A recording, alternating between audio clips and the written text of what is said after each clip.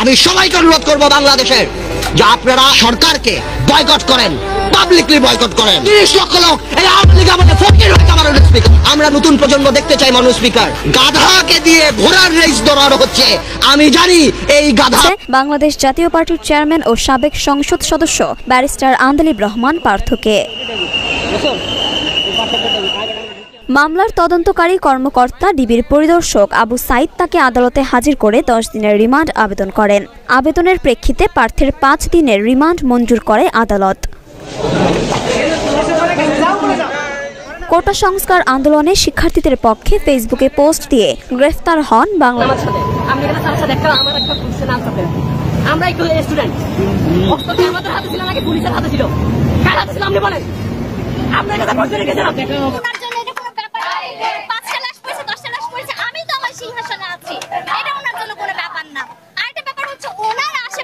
সুশীল সমাজ রয়েছে, salute two them.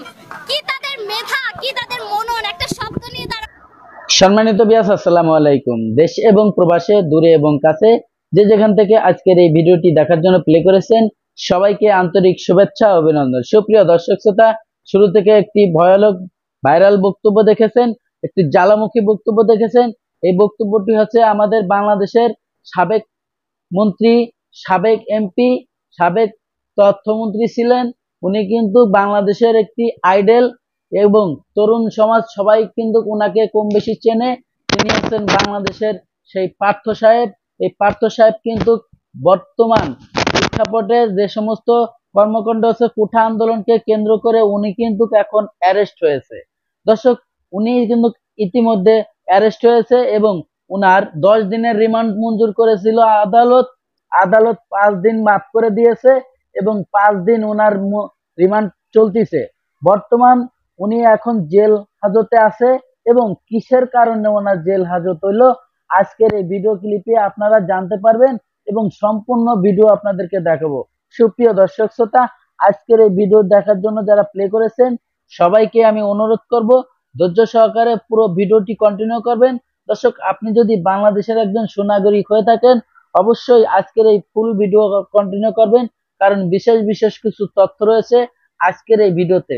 দর্শক, ইতিমধ্যে আপনারা জানেন যে বাংলাদেশে একটি অরাজকতা সৃষ্টি হচ্ছে এবং কোঠা আন্দোলন নামে একটি ভয়ানক পরিকল্পিতভাবে আমাদের দেশে বিভিন্ন ধরনের গ্যাঞ্জাম ফসাদ তৈরি হচ্ছে এবং সেই জ্বালাও পোড়ার মধ্যে আমাদের এই সাবেক এমপি কিন্তু অ্যারেস্ট হয়ে গেছে।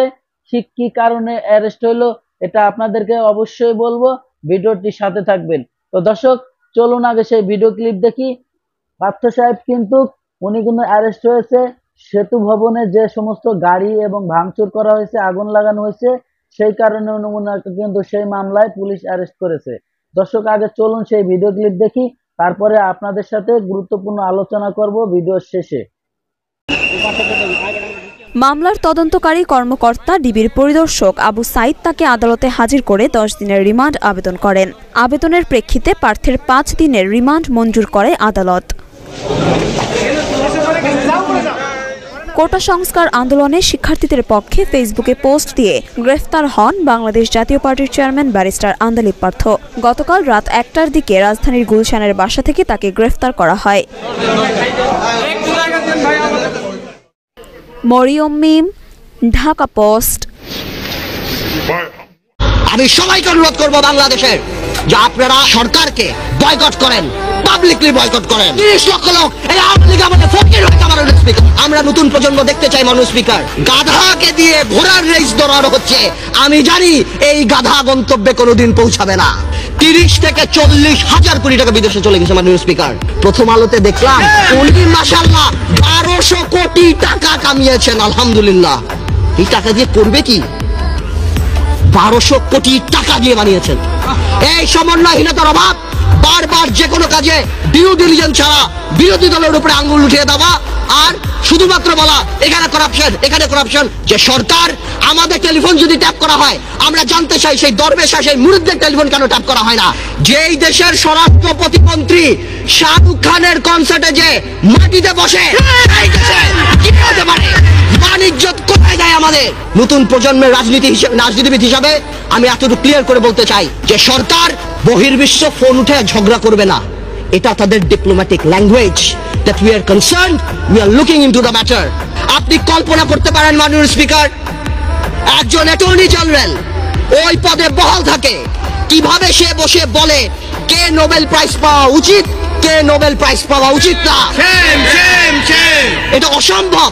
আমার দুঃখ হয়, আমার ভয় হয় যে মাননীয় অ্যাটর্নি জেনারেল যদি চাটুকারিতা করে আগামীতে ভবিষ্যৎ ল মিনিস্টার হওয়ার জন্য আমার বলার কিছু নাই। আজ থেকে 3-4 বছর আগে যারা সেলফ ডিক্লেয়ার্ড ব্যাংক্রাপ্ট ছিল, আত্মস্বীকৃত দেউলিয়া, যারা নিউজ পেপারে বলেছিল 700 কোটি টাকা 800 কোটি টাকা লস, যাদের 1000 কোটি টাকা বরং, সেই দরবেশরা এই 2 বছরে ব্যাংকের টাকা শোধ করে আরো 10,000 কোটি টাকার মালিক হয়ে গিয়েছে।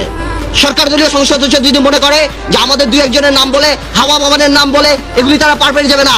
একটা হাওয়া ভবন যদি থেকে থাকে, এই আমলে শত শত মুশকিল আহসান সেন্টার বের হয়েছে মাননীয় স্পিকার। আপনি যদি সেখানে যান, আপনার মুশকিল আসান হয়ে যাবে মাননীয় স্পিকার। আপনি দরবেশের মুড়ি ধরেন, আপনাকে ভূ দিবে, 2,000 কোটি টাকা মালিক হয়ে যাবেন।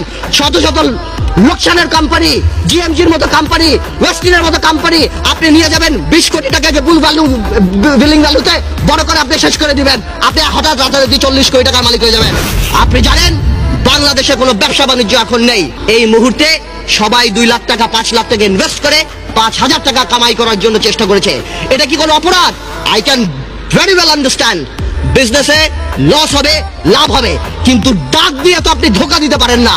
বারবার ডেকে এনে শেয়ার মার্কেটে ইনভেস্ট করিয়ে তাদেরকে রাস্তা ফেলে দেওয়া হচ্ছে। 30 লক্ষ লোক যদি স্বাধীনতা দিতে মারা যায় মাননীয় স্পিকার, তাহলে 30 লক্ষ লোক এই আওয়ামী লীগ আমাদের ফকির হয়েছে মাননীয় স্পিকার। আমি শঙ্কিত যে বাংলাদেশের জুডিশিয়ারি কোন দিকে যাচ্ছে মাননীয় স্পিকার। ডক্টর ইউনূসকে নিয়ে কিছু কথা না বললেই নয়।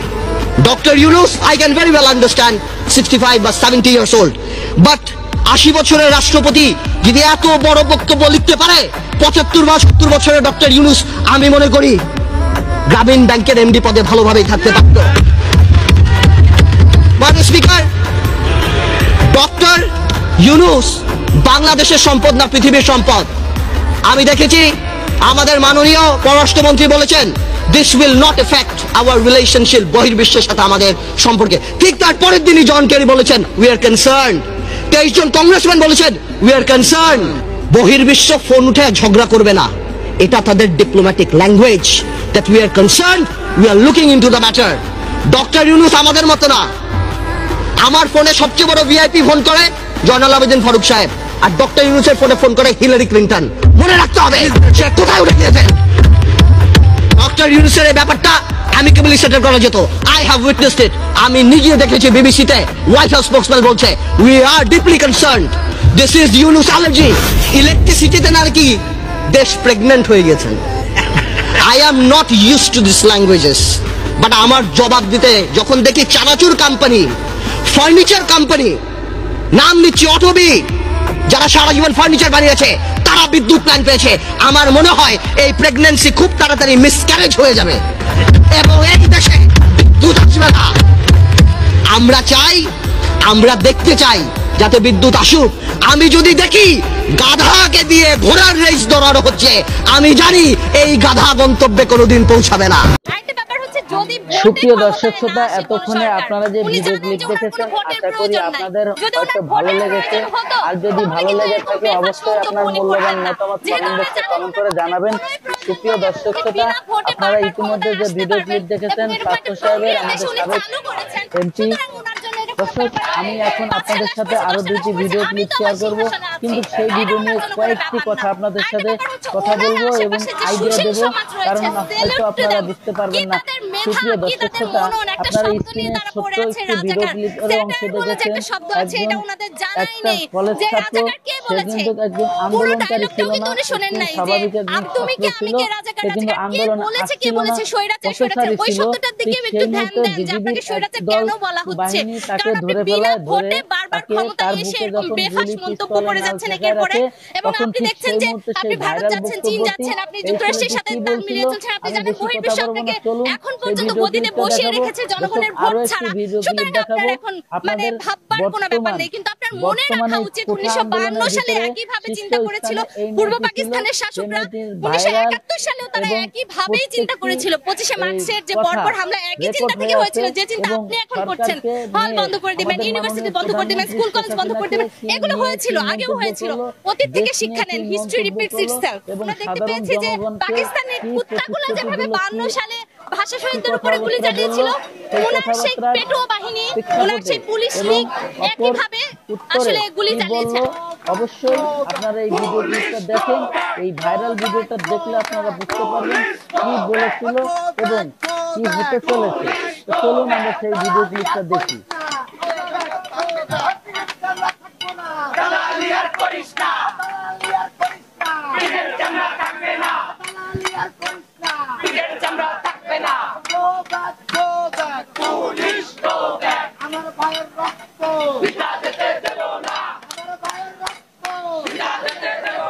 আমার বোনের রক্ত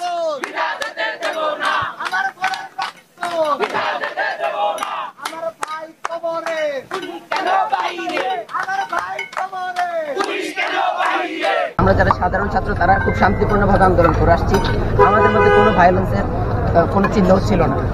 এক পর্যায়ে এসে দেখা গেল কি, যখন আপনার ওবায়দুল কাদের সাহেব গ্রিন সিগন্যাল দিলেন যে এটাকে ছাত্রলীগরাই রাজনৈতিকভাবে কি দিবে, প্রতিহত করবে। তার মানে আমাদের মাননীয় মন্ত্রী আওয়ামী লীগের সাধারণ সম্পাদক ওবায়দুল কাদের সাহেব উনি নিজেই ছাত্রলীগকে দিয়ে এই ভায়োলেন্সের সূচনা ঘটিয়েছে। আপনারা দেখেছেন এর আগে আমাদের মধ্যে কোনো ধরনের ভায়োলেন্স ছিল না। এরপরে গতকাল আপনারা দেখেছেন যে ছাত্রলীগ এবং পুলিশ ছাত্রলীগকে পক্ষে সাথে নিয়েই সাধারণ ছাত্রদের উপরে হামলা করেছে। আমার প্রশ্ন, ছাত্রলীগ কি বাংলাদেশের আইন প্রণয়নকারী কোন সংস্থা? তারা সাধারণ ছাত্রদের উপরে হামলা করবে কিভাবে? তাও পুলিশের মতো আইন প্রণয়নকারী সংস্থার পক্ষ হয়ে তারা কিভাবে ছাত্রলীগদেরকে নিজের শেল্টার দিয়ে সাধারণ ছাত্রদের উপরে হামলা করাচ্ছে। আপনারা দেখেছেন ছাত্রলীগদের, এরা নাকি ছাত্রলীগ, এরা যদি ছাত্রলীগ হয়ে থাকে এদের কাছে আগ্নেয়াস্ত্র আসে কোত্থেকে? এরা আগ্নেয়াস্ত্র নিয়ে সাধারণ ছাত্রদের উপরে হামলা করে কিভাবে? পুলিশ কি এগুলো দেখে না? আপনারা দেখেছেন যে কজনের আগ্নেয়াস্ত্র সহ যে কজনের ছবি প্রকাশিত হয়েছে তাদের পরিচয় উদ্ঘাটিত হয়েছে, এখনো কি তাদের কাউকে গ্রেফতার করেছে পুলিশ? করেনি। তার মানে আপনি আমাদের এই প্রশাসন বাংলাদেশে একটা গৃহযুদ্ধ লাগিয়ে দেওয়ার নেপথ্য হিসেবে কাজ করছে। তারা বাংলাদেশে গৃহযুদ্ধ লাগিয়ে দিয়েছে। পুরো বাংলাদেশের 99.5% মানুষকে রাজাকার আখ্যা দিয়ে তারা 5% মানুষকে তারা দেশপ্রেমিক মুক্তিযোদ্ধা আখ্যা দিচ্ছে। তার মানে আমরা কি সবাই রাজাকার? আমরা দেশপ্রেমিক, আমরা কি রাজাকার? আমরা বৈষম্যের বিরুদ্ধে দাঁড়িয়েছি, এটা কি রাজাকার?